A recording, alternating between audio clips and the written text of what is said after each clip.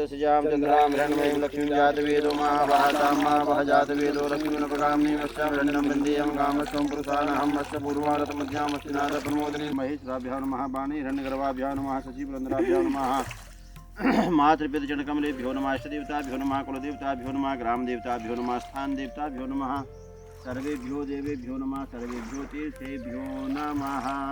सूरचक्षसो विश्वेनो देवा अवसागमन्यः भद्रं कर्णेभिः शृणुयाम देवा भद्रं पश्येमाक्षभिर्यजत्राः स्थिरैरङ्गैतुष्टुभागं शतनो भ्रवसेमहि देवहितं जदायुः शतमिन्नु शरदो वंति देवा जत्रा नशकराजरसन्तनु नाम। नर्मदे हर। आज हमारी इस नर्मदा पद यात्रा का 28वां दिवस है और हम भरूच जिले के कलाद्रा में हैं। नर्मदा जी का विहंगम दर्शन है। बिल्कुल यहाँ पर माँ का स्वरूप ऐसा है जैसे समुद्र देवता का स्वरूप होता है। भोर की बेला में माँ नर्मदा का दर्शन करके शरीर का रोम रोम पुलकित हो चुका है। माँ नर्मदा इतनी दयालु हैं, अपने इतने इतने सुंदर स्वरूपों का दर्शन कराते हुए नर्मदा जी के तट पर अनेकों महादेवों का दर्शन कराती हुई ये पावन यात्रा चल रही है। और आप जानते हैं कि पावन यात्रा काशी के नंदी के लिए हो रही है।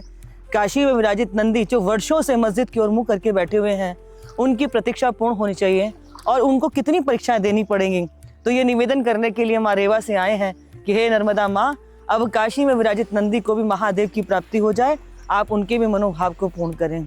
तो दीये पाद पंकजम नमामि देवी नर्मदे। नर्मदे हर।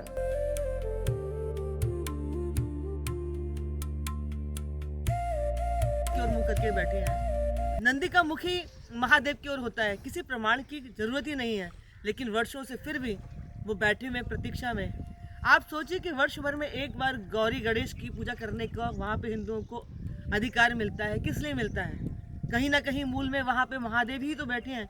वर्षों से प्रतीक्षारत नंदी को महादेव की प्राप्ति हो, इस भाव को लेकर माँ रेवा से प्रार्थना करने के लिए आए, नर्मदा जी की परिक्रमा करने के लिए आए कि हे माँ, अब प्रतीक्षा मत कराओ और परीक्षा भी मत लो, काशी के विराजित नंदी को महादेव की प्राप्ति हो जाए। उस भाव से ये नर्मदा जी की पावन परिक्रमा चल रही है। और कल हम सब ने जो है रेवा संगम तीर्थ क्षेत्र, कल समुद्र को पार किया था और हम दक्षिण तट से उत्तर तट पर आ चुके हैं। और आप जानते हैं कि नर्मदा जी की यात्रा 2 तटों पर है, दक्षिण तट और उत्तर तट।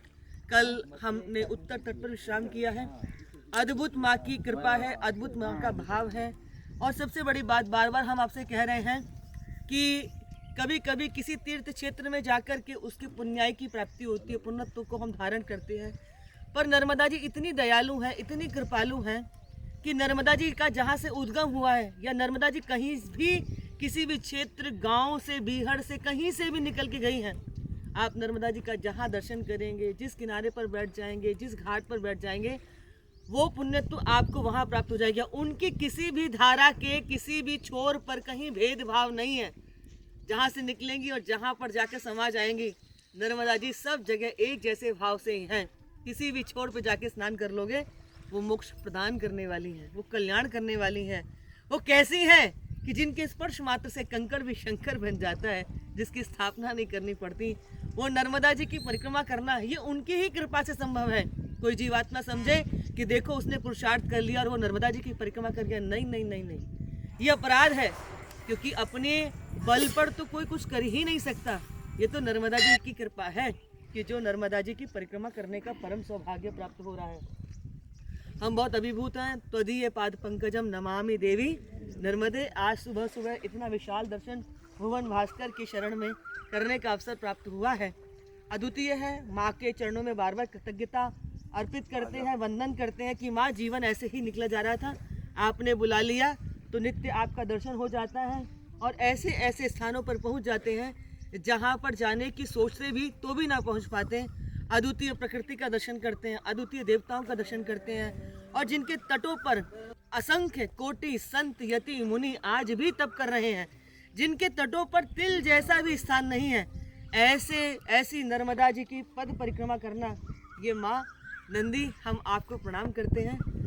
बहुत ही सुंदर है। और मेरा संपूर्ण भारतवासियों से भी अनुरोध है कि जीवन में ऐसा अवकाश जरूर निकालो कि नर्मदा जी की परिक्रमा कर सको, परंतु उससे पहले नर्मदा जी की महिमा को सुनो।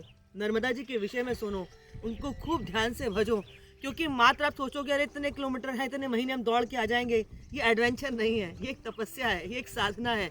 क्योंकि बिना महत्व के, बिना भाव के, बिना भक्ति के आप उस परम तत्व की प्राप्ति नहीं कर सकते हैं।